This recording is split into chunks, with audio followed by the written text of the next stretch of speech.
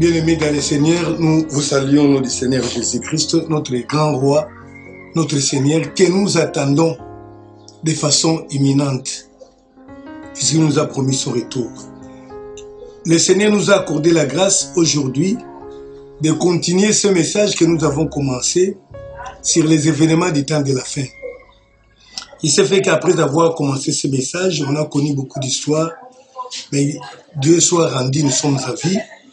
Et comme nous sommes à vie, nous allons continuer à enseigner, car il est important à ce temps-ci que les enfants de Dieu soient enseignés. Les événements du temps de la fin, comme nous le disons, que nous sommes au temps de la fin, et ce temps de la fin a un messager qui est Jésus-Christ.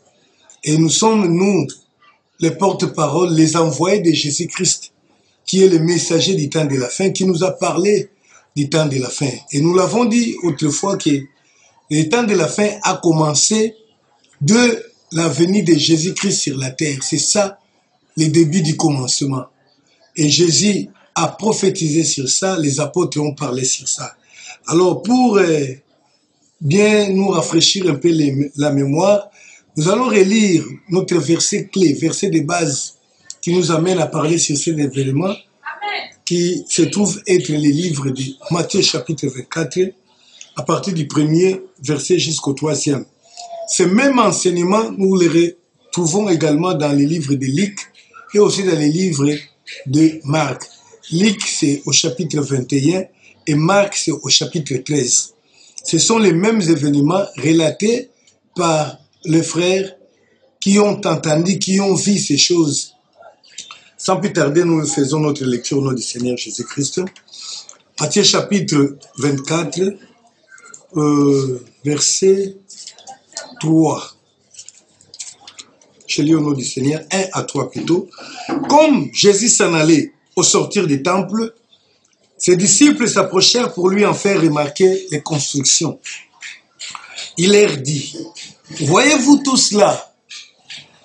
Je vous le dis en vérité, il ne restera pas ici pierre sur pierre qui ne soit renversé. » Il s'assit sur la montagne des Oliviers et les disciples vinrent en particulier lui faire cette question.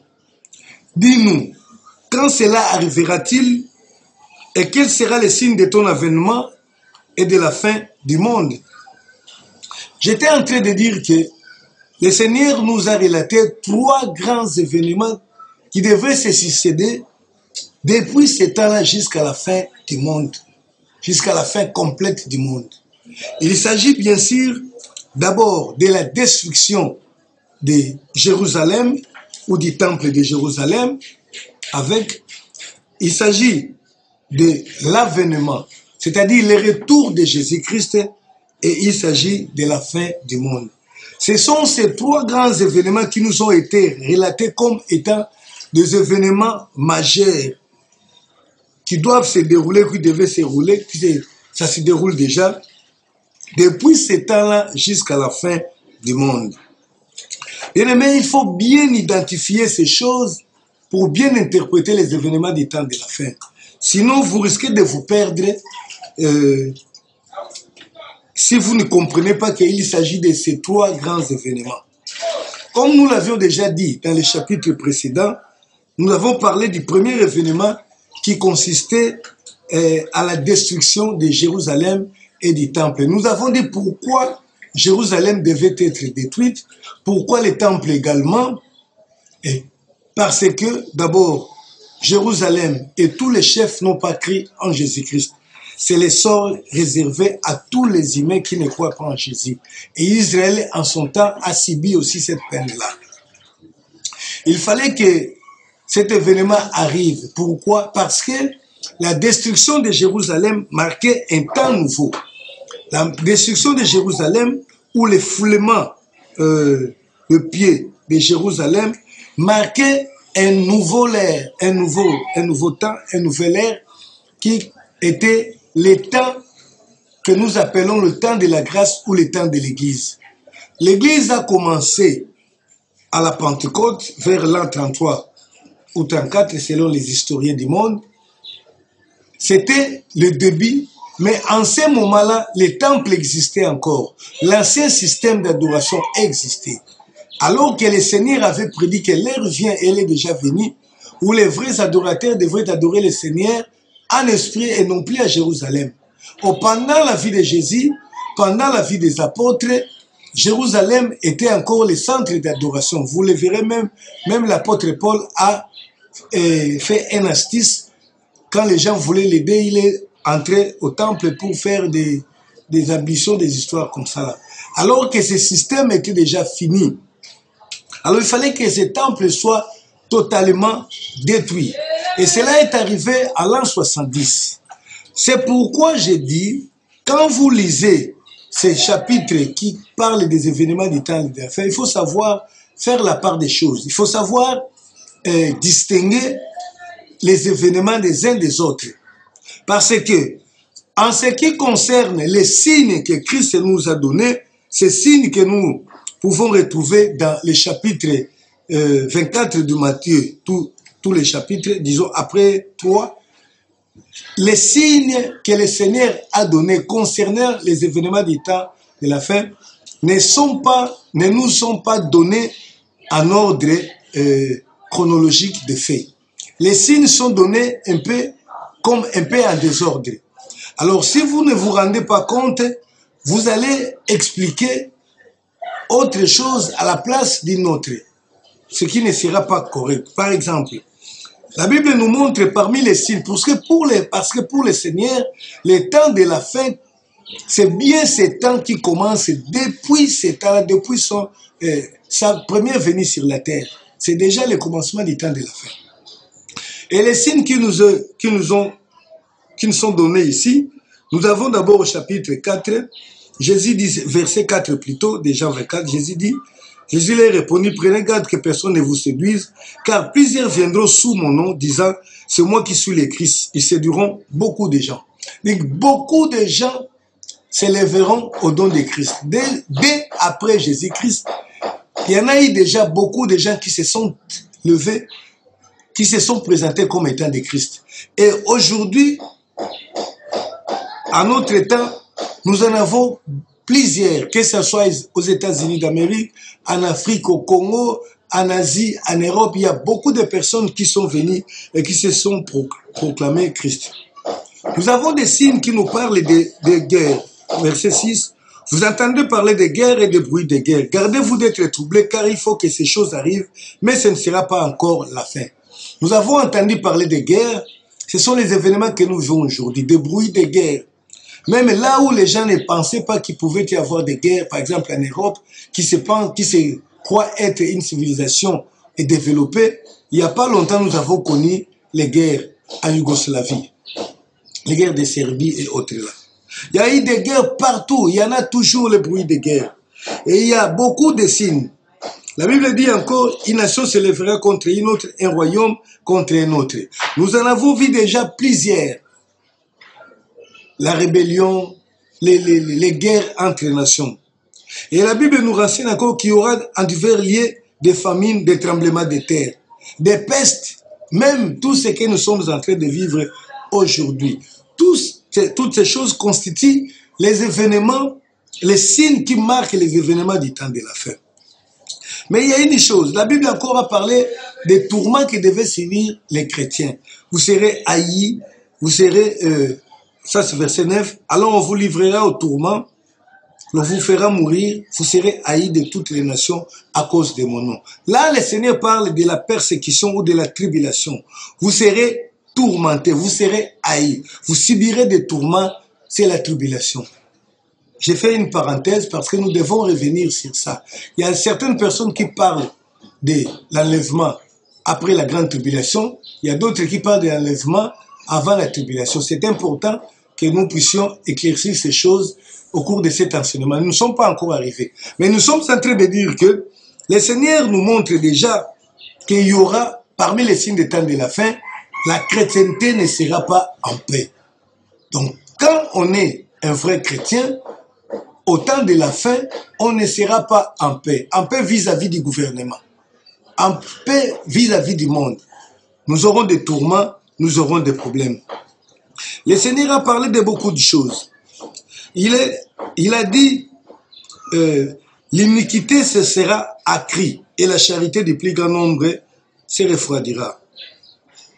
Il a parlé encore de beaucoup de signes. Cette bonne nouvelle du royaume sera prêchée dans le monde entier pour servir de témoignage à toutes les nations. Alors viendra la fin. Vous voyez la fin. Vous voyez qu'il y a beaucoup de signes. Il y a un autre signe à partir du verset 15 de Matthieu chapitre 24 où nous lisons. Il dit ceci. Lorsque vous verrez l'abomination de la désolation dont a parlé le prophète Daniel, établi en lien saint, que celui qui lit fasse attention. Lorsque vous verrez la désolation de l'abomination de la désolation dont le prophète Daniel a parlé, s'établit sur les liens saints. Ça aussi, c'est un autre signe. Comme je suis en train de le dire, que tous ces signes constituent les signes des événements du temps de la fin. Mais il y en a 3 grands événements, la destruction de Jérusalem et aussi la venue de Christ et enfin la fin du monde. Mais par exemple ici, la désolation, l'abomination de la désolation dont a parlé le prophète Daniel nous renvoie à un signe qui correspond à la destruction de Jérusalem. Pourquoi? Lisons la suite. La Bible dit ceci. Alors que ceux qui seront en Judée fuient dans les montagnes. Que celui qui sera sur les toits ne descende pas pour prendre ce qui est dans sa maison. Et que celui qui sera dans les champs ne retourne pas en arrière pour prendre son manteau. Malheur aux femmes qui seront enceintes et celles qui allaiteront à ce jour-là. Priez pour que votre fuite n'arrive pas en hiver ni un jour de sabbat. Car la détresse sera si grande qu'il n'y aura point eu de pareil depuis le commencement du monde jusqu'à présent et qu'il n'y en aura jamais. Et si les jours n'étaient pas abrégés, personne ne sera sauvé, mais à cause de l'Élie, ces jours seront abrégés. Vous voyez, les signes là, nous comprenons directement que ça ne peut pas être en rapport avec la fin du monde, ou bien avec l'avènement de Jésus-Christ ou son retour. Pourquoi? Parce que ici la Bible nous montre une porte du salut pour ceux qui peuvent se sauver pendant ce temps. Mais il s'agit bien de la destruction de Jérusalem, comme je l'ai dit, parce que la Bible dit que ceux qui seront sur les montagnes fuient, qui seront en Judée fuient dans les montagnes. Ceux qui se trouveront dans les villes, quand ils verront la désolation, l'abomination de la désolation s'établir sur Jérusalem, qui fuient. Or, nous savons qu'au temps de la fin, le salut ne sera pas dans la fuite. Personne ne peut fuir et espérer obtenir le salut. Ici, la Bible parlait des événements qui devaient se dérouler en rapport avec Jérusalem. Et ces événements étaient déjà arrivés.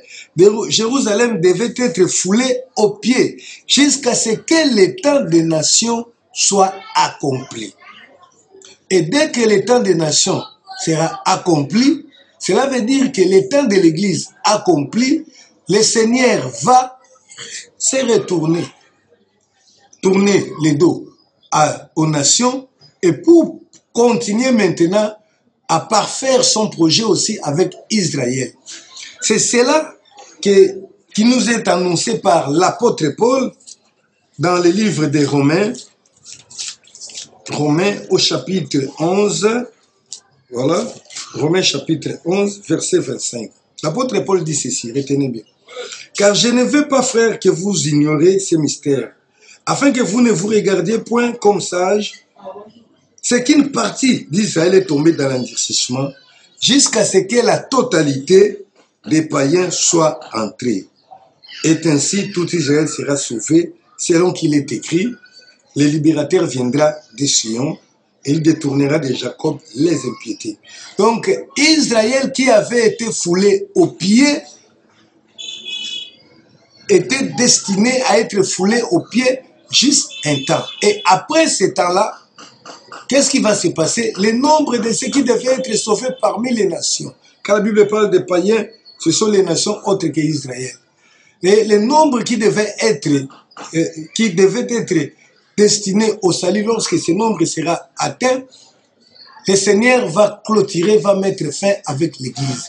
Donc, automatiquement, ce qui arrive à l'Église, c'est l'enlèvement. C'est là où nous citons pour parler du second grand événement qui est le retour de Jésus, ou ce que nous appelons l'avènement du Seigneur Jésus-Christ. Malheureusement ici, les signes ont été donnés un peu en désordre, mais il faut de la sagesse et de l'intelligence pour comprendre ces choses, et cela est simple, comme nous venons de le démontrer tout à l'heure. La destruction d'Israël avait un rapport direct avec l'Église, parce que la destruction d'Israël, la mise au pied d'Israël était la cause du relèvement de l'Église, qui n'est autre que l'ensemble des nations réunies en Jésus-Christ. Et cela devait s'accomplir ainsi parce que le Seigneur avait promis que toutes les nations aussi de la terre seront bénies au travers d'Abraham. Cela veut dire au travers d'Israël, parce que Jésus lui-même est venu d'Israël. C'est ainsi, nous disons, bien-aimés, à partir de là, nous comprenons déjà que la promesse de l'avènement tend déjà à sa réalisation. Pourquoi? Parce que Israël n'est plus foulé aux pieds. Selon que nous connaissons bien, Israël qui n'avait plus de territoire, qui était devenu et qui était éparpillé à travers le monde dès l'an 70, aujourd'hui est retourné sur cette terre depuis 1948. Et Israël a proclamé Jérusalem comme étant son capitale, même si le monde les refuse, mais Israël les reconnaît et nous n'avons pas besoin que tout le monde comprenne pour que le plan de Dieu soit accompli. Donc c'est ce qui fait que l'Église n'a plus le temps. L'Église a existé, a régné pendant environ 2000 ans, où le Seigneur a tourné le dos à Israël. Et maintenant, c'est le temps de la fin. Donc nous sommes à cheval. Nous vivons le temps comme ce qui était lors du commencement de l'Église. L'Église avait déjà commencé, mais certains juifs adoraient dans les temples. C'est comme aujourd'hui, Jérusalem est déjà rétablie, mais l'Église existe encore. Donc ce qui fait que, qu'est-ce que nous attendons? Nous attendons que le nombre destiné au salut parmi les nations soit accompli. Malheureusement, personne ne connaît ce nombre-là. C'est pourquoi nous ne devons pas... c'est pourquoi nous devons comprendre qu'il n'y a plus le temps pour l'Église, pour nous les païens. Parce que personne ne sait. La Bible dit que cette bonne nouvelle sera prêchée partout pour servir de témoignage. Et cette bonne nouvelle est prêchée presque partout. On ne connaît pratiquement pas de territoire où la parole n'a jamais été annoncée. Parce que la Bible elle-même, qui est la parole de Dieu, est le livre le plus traduit, le plus lu dans presque toutes les langues de la terre. Donc la parole de Dieu est allée déjà jusqu'au fin fond. Mais qu'est-ce que nous attendons aujourd'hui? Nous ne savons pas, donc c'est le nombre. Et comme l'évangile est en train d'être annoncé partout, il se pourrait que le nombre arrêté par le Seigneur soit atteint aujourd'hui. Et doit maintenant s'accomplir quoi? L'avènement du Seigneur. Et cet avènement doit s'accomplir. Cet avènement n'est pas en rapport avec le monde. C'est là où aussi nous devons comprendre.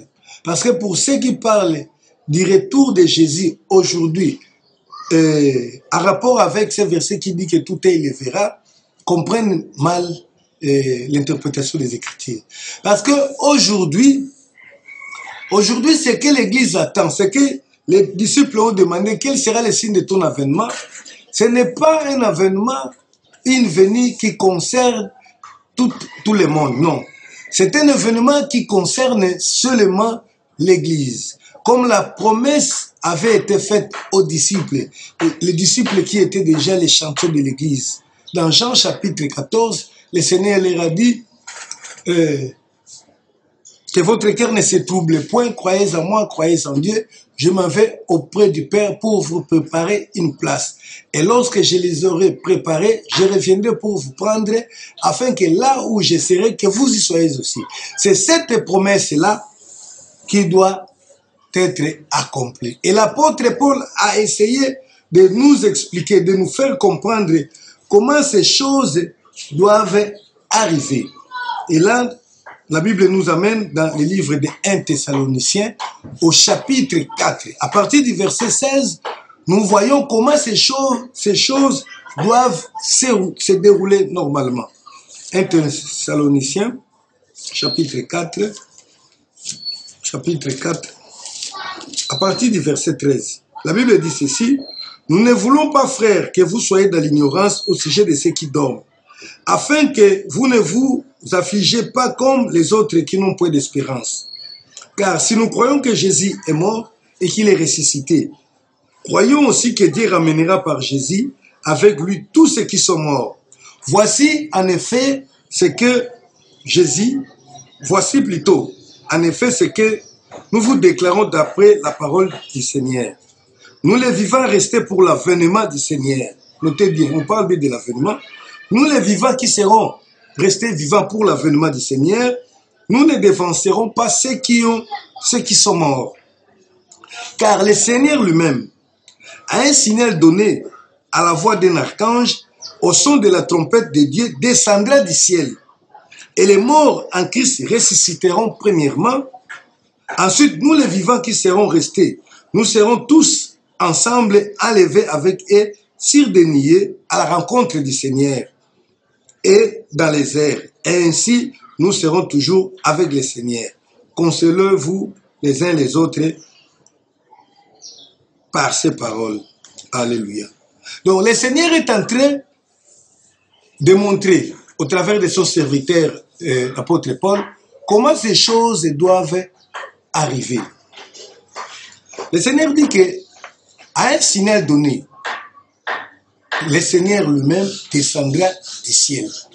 Il descendra et les morts en Christ, ceux qui étaient morts en Christ, c'est-à-dire ceux qui ont eu la foi en Jésus-Christ, qui ont marché dans la crainte du Seigneur et qui étaient morts, ce sont eux qui sortiront d'abord des tombes et ensuite ceux qui seraient restés vivants en ce moment-là se transformeront à un autre corps. Et ensemble, ces gens-là vont s'envoler pour aller rencontrer le Seigneur dans les airs. C'est très important. Pourquoi? Parce qu'il y a certaines personnes qui disent que l'espérance des chrétiens, c'est de vivre sur la terre. Non. Je dirais que nous avons une espérance céleste d'abord. Parce que le Seigneur viendra, il ne descendra pas sur la terre, mais il va venir prendre l'Église dans les airs, où il va rencontrer ceux qui seront dignes de monter. C'est ça, ce que nous appelons l'avènement du Seigneur. C'est ce que nous attendons aujourd'hui. Et cet avènement-là, le Seigneur a donné encore un autre signe concernant ça. J'ai dit que plusieurs signes qui nous sont donnés ici, certains concernent la destruction de Jérusalem, qui a déjà eu lieu, d'autres concernent l'avènement de Jésus-Christ, et d'autres encore concernent la fin du monde. Et le tout constitue les événements du temps de la fin. Et en ce qui concerne l'un des signes, la Bible dit que ce sera parfois la conduite des gens. La Bible compare que les gens qui vivraient cette époque-là seraient des gens qui vivraient comme au temps de Noé. Et parmi les signes, la Bible dit qu'au temps de Noé, les hommes mangeaient et buvaient, se mariaient leurs enfants jusqu'au jour où Noé entra dans l'arche. Ils ne se doutèrent de rien jusqu'à ce que les déluge vint et les emporta tous. Donc, c'était un esprit d'insouciance, un esprit festif qui s'est manifesté dans la vie du contemporain de Noé. Noé était divinement averti que l'avènement du Seigneur était proche. Donc, le Seigneur devait détruire le monde. Et il était averti de pouvoir construire un bateau dans lequel le monde serait sauvé, disons, avec lui ensemble. Mais personne ne l'a cru. Les gens étaient insouciants, les gens ne s'occupaient pas de lui, et les gens étaient remplis de l'esprit festif. Ce que nous voyons aujourd'hui dans les églises d'aujourd'hui. Les gens aiment fêter les anniversaires de les églises moi je me suis toujours demandé quelle est cette église qui peut fêter un anniversaire. Puisque d'abord, l'anniversaire de l'église, si c'est l'église de Jésus a plus de 2000 ans. Quand vous fêtez l'anniversaire de 20 ans ou de 10 ans, ça ce n'est plus l'église de Jésus, c'est votre église à vous. Vous êtes déjà à côté. Et Jésus ne nous a pas laissé ces histoires-là de fêter ces anniversaires ou l'anniversaire. Les gens sont dans les mariages. Je ne dis pas que se marier, c'est mauvais. Mais vous verrez comment les gens se concentrent. Les gens fournissent beaucoup d'efforts au lieu de se préparer à l'enlèvement. C'est exactement ce qui s'est passé au temps de Noé. Et la Bible dit que 2 personnes qui seront en train de moudre ensemble, l'une sera prise et l'autre sera laissée. La Bible dit que 2 personnes qui dormiront sur un lit, l'une sera prise, l'autre sera restée. C'est sur base de cette explication que certaines personnes ont essayé de faire des films de disparition des gens. Parce que la Bible nous parle bien d'une situation où on va prendre certaines personnes et d'autres vont rester. Cela veut dire que le monde ne sera pas encore à sa fin. Donc le monde ne va pas encore s'arrêter. Le monde va continuer. C'est comme ça que Jésus disait à ses disciples, quand vous verrez ces choses arriver, ce n'est pas encore la fin, mais ça sera le début du commencement de la fin. Et il a prévenu à ses disciples, quand vous verrez ces choses arriver, relevez-vous parce que votre délivrance est proche. Donc ce sont là les grands signes qui sont en rapport avec l'avènement du Seigneur Jésus-Christ. Mais les grands signes, nous avons beaucoup de signes qui se sont déjà accomplis, mais les grands signes, je pense que c'est le signal de Jérusalem. Je lis Matthieu, Luc 21. Luc 21. La Bible dit ceci. Luc 21, verset 24. Ils tomberont sous les tranchants de l'épée, ils seront emmenés captifs parmi toutes les nations, et Jérusalem sera foulée aux pieds par les nations jusqu'à ce que les temps des nations soient accomplis. Jusqu'à ce que les temps des nations soient accomplis. Jérusalem sera foulée aux pieds. Aujourd'hui, Jérusalem n'est plus foulée aux pieds parce que Jérusalem est entre les mains d'Israël. Donc le temps est presque à sa fin. C'est comme ça que les Israélites eux-mêmes, donc les Israéliens d'aujourd'hui eux-mêmes, se préparent pour la construction du temple. Nous ne nous attendons pas à la construction du nouveau temple. Ça n'a rien à voir avec l'Église. Pour l'Église, son temps est arrivé à la fin. C'est temps que Jésus lui-même avait déclaré ouvert. Quand il a dit, l'Esprit du Seigneur est sur moi, il m'a oint pour annoncer une année de grâce de la part de l'Éternel. Une année de grâce, le temps de la grâce et le temps de l'Église. Le Seigneur a parlé d'une année de grâce de la part de l'Éternel. Nous lisons également dans Ésaïe chapitre 61. Mais c'est une année, en réalité, nous avons vécu presque 2000 ans. C'est pour dire que ce temps-là est arrivé à sa fin.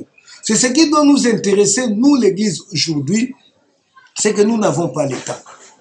Et quand nous disons que Jésus peut venir à tout moment, c'est par rapport à tous les signes que nous avons.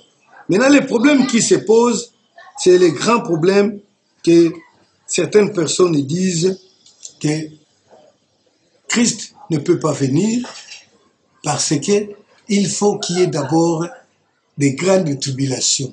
Je crois, les gens qui parlent de cela commettent une petite erreur d'interprétation. Parce qu'ils prennent, comme je l'ai dit là au début, qu'ils prennent tous les signes ici qui nous a été donné dans Matthieu 24 comme étant les signes de la fin du monde. Puisque si nous allons vers la fin de ce chapitre 24, où on parle de l'apparition du Fils de l'homme. Je lis Matthieu 24, 29.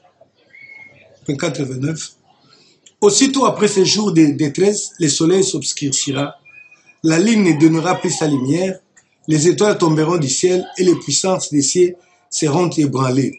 Alors le signe du Fils de l'homme paraîtra dans les ciels, toutes les tribus de la terre se lamenteront et elles verront le Fils de l'homme venant sur les nuées du ciel avec puissance et une grande gloire. Il enverra ses anges avec la trompette retentissante et ils rassembleront les élus des quatre coins, des quatre vents, depuis une extrémité de ces jusqu'à l'autre. C'est à partir de ce verset que les gens estiment que ça aussi, c'est l'avènement de Jésus-Christ que l'Église attend. Non. Ici, il s'agit bien du grand événement qui tend vraiment à la fin du monde. Le retour de Jésus-Christ sur la terre avec les anges, pas seulement les anges, avec aussi son Église qui était allée avec lui lors de l'avènement, de l'enlèvement. C'est ce retour, parce que c'est à ce moment-ci que le Seigneur va maintenant ressusciter tous les gens qui étaient morts mais qui n'avaient pas crié. Parce que, en premier lieu, selon Thessaloniciens, il a ressuscité tout simplement ceux qui avaient crié. Et ceux qui n'avaient pas crié, ils sont restés dans les séjours de mort. Ils ne sont pas sortis pour être jugés. Donc il y a un peu une confusion et nous allons essayer de démontrer pourquoi nous croyons que l'enlèvement va intervenir avant la tribulation. Il y a de très bonnes raisons parce que, d'abord, premièrement, l'Église vit déjà dans la tribulation. L'Église ne vit pas dans la paix. Depuis que l'Église est née, c'est pourquoi Jésus avait dit que je bâtirai mon Église et les portes de l'enfer ne prévaudront point sur elle. Parce que le Seigneur savait que l'Église elle-même est née dans des temps difficiles. On ne lui donnera pas le temps de vivre heureusement en paix. Si nous avons la paix, c'est la paix du Seigneur, mais qui n'est pas en rapport avec notre paix avec le monde. L'Église est née dans les tribulations. L'Église a toujours vécu dans les tribulations et l'Église va finir sa course dans les tribulations. C'est comme ça que la Bible dit que vous serez tourmentés, vous serez haïs, vous serez accusés par-ci, par-là. Aujourd'hui, en Occident, il y a un semblant de paix. Surtout ces pasteurs qui parlent qu'il faut que l'Église passe dans la tribulation. Quand j'ai essayé d'analyser leurs propos, je pense à un pasteur baptiste d'une église américaine à Arizona, Anderson, et un autre, je crois aussi c'est toujours un baptiste, qui lorsqu'il parle de ça, estime que nous vivons un temps de paix, nous devons vivre dans la tribulation, tout ça. Non. Et puis l'Église selon les normes de Jésus-Christ. C'est pourquoi ils vivent dans la paix. L'Église de l'Europe, l'Église de l'Amérique, s'est compromise avec le monde pour pouvoir vivre dans le péché. Imaginez-vous une église qui n'est pas capable de condamner l'homosexualité. Alors que si vous condamnez l'homosexualité, vous serez mis en prison. Mais c'est à cause du Seigneur. L'église de l'Occident s'est arrangée pour ne pas être tourmentée, pour vivre dans la paix et dans l'abondance. Et c'est comme ça ils attendent à une autre tribulation. Oui, peut-être une tribulation parce qu'en réalité, cette église ne peut jamais être enlevée. C'est une église qui va rester dans le monde comme tout le monde parce que ce n'est plus une église, mais c'est le monde. En Occident, imaginez-vous que vous n'avez pas le droit de dire à un homosexuel que tu es un pécheur. Si vous le dites, c'est l'homophobie qui est érigée à une infraction. Et les pasteurs se sont arrangés pour ne pas parler de ça, pour ne pas prêcher de ça. Non, il y a beaucoup de choses. Il y a beaucoup de choses. Si l'église en Occident était église selon la Bible, cette église ne serait jamais en paix.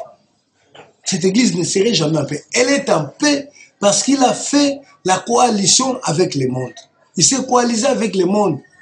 Et c'est comme ça, ce n'est plus une église qui ne peut jamais être enlevée, mais c'est une église qui se prostitue déjà, qui sera abandonnée, parce que la Bible dit que le Seigneur viendra prendre une église qui est sans tache ni ride. Et je ne dis pas que c'est l'église de l'Afrique, de l'Amérique, mais c'est une église qui est sans tâche. Néanmoins, il y a ces églises-là, il y a des serviteurs de Dieu qui ont accepté de ne pas collaborer avec le monde, qui se lèvent pour dire non au péché, qui condamnent le péché. Vous savez, aujourd'hui, le monde d'aujourd'hui, c'est le monde de la tolérance, de la liberté. Les mots les plus chers, c'est la liberté, la tolérance. Alors que la Bible nous recommande de condamner les œuvres des ténèbres. L'église d'aujourd'hui ne le fait pas. C'est pourquoi cette église estime qu'elle doit passer dans les tribulations. Mais aujourd'hui, ceux qui vivent dans la sainteté sont bannis dans la société. Il y a des gens qui ont été renvoyés dans des entreprises. Il y a des gens qui souffrent aujourd'hui. Nous souffrons dans l'église d'aujourd'hui. Mais l'église de l'Occident est dans une paix avec les diables. Je me suis dit, parce que ces gens n'ont jamais connu, par exemple, la prière de notre Père, donnez-nous notre pain quotidien. De l'autre côté, ils ont des provisions, ils ne prient même plus pour ça. Mais tandis que, de l'autre côté, nous vivons encore cette église-là, qui vit dans les dénuements, qui vit dans la disette, dans la famine, dans des problèmes. Donc l'église n'a jamais été dans la paix. Nous vivons déjà dans des problèmes, sauf celle-là qui a accepté d'abandonner Christ, de mettre Christ au dehors. C'est cette église-là qui vit. Donc nous étions en train de dire que Jésus-Christ va bientôt réaliser ce grand événement qui consiste à son retour. Et ce retour-là concerne seulement l'Église. Ce retour-là ne concerne pas le monde, ce retour concerne l'Église. C'est après l'Église qu'il y aura dans ce monde les tribulations. Oui, parce que nous, l'Église, nous vivons déjà dans la tribulation. Si vous, chrétiens, vous n'avez jamais souffert pour Christ, sachez que vous ne pouvez pas être glorifié, vous ne pouvez pas régner avec lui. Parce que la souffrance, elle est soit particulière, soit collective, par rapport à notre foi avec Jésus-Christ. Ça, j'aimerais un peu donner aux frères un verset là, qui est en train de confirmer ce que je suis en train de dire, dans Romains 13, Romains chapitre 13, voilà. Ce que dit la Bible, Romains 13. Non, c'est Romains chapitre. C'est Romains chapitre 8. La Bible dit, verset 17. Or, si nous sommes enfants, nous sommes aussi héritiers, héritiers de Dieu et co-héritiers de Christ. Si toutefois nous souffrons avec lui, afin d'être glorifiés. J'estime que les souffrances du temps présent ne sauraient être comparées à la gloire à venir qui sera révélée pour nous. Donc, si nous sommes héritiers, nous sommes co-héritiers avec Christ, si toutefois nous souffrons avec lui, afin d'être glorifiés. Romains chapitre 8, verset 17. Donc, nous souffrons. Nous souffrons de beaucoup de choses, comme disait l'apôtre Paul. Nous souffrons des gènes, de la famine, de la disette. Il y a même les églises de l'autre côté qui ne comprennent plus ça. L'apôtre Paul disait qu'il me semble que Dieu a fait de nous les apôtres les petits de tous les hommes, les balaïrs du monde. Mais aujourd'hui, l'église, soi-disant l'église de l'autre côté, avec des apôtres qui vivent dans une opulence, donc dans une richesse impossible. Je dirais même dans la luxure, dans la chair. Et ils se disent église. Non. Donc l'église qui doit être enlevée, c'est une autre église. Mais la Bible nous dit une chose. J'aimerais que nous puissions parler encore de cette chose-là. L'Antéchrist viendra après l'église. Et la Bible dit que l'Antéchrist est déjà là. Que le Seigneur vous bénisse. Et nous allons continuer prochainement pour parler de l'esprit de l'Antéchrist qui est censé régner en ce temps où l'Église est encore ici, mais avant que l'avènement du Seigneur soit accompli. Que Dieu vous bénisse pour aujourd'hui. Amen.